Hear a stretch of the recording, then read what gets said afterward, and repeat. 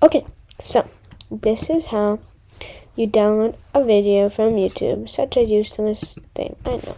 But let's go.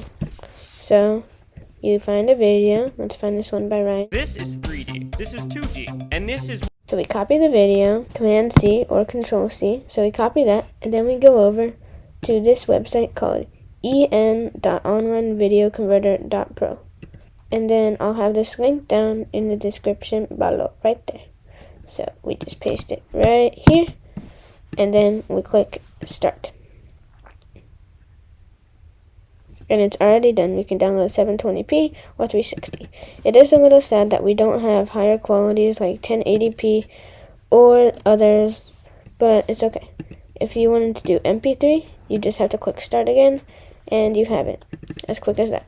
But you might think there's slow download times. So let's get back to that, and then we can go for 720p. And that's it.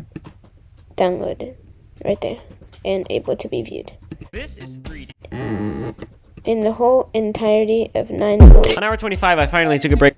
So yeah, we don't need to see Ryan Tran. So yeah, that's pretty much it. Copy the link, paste it.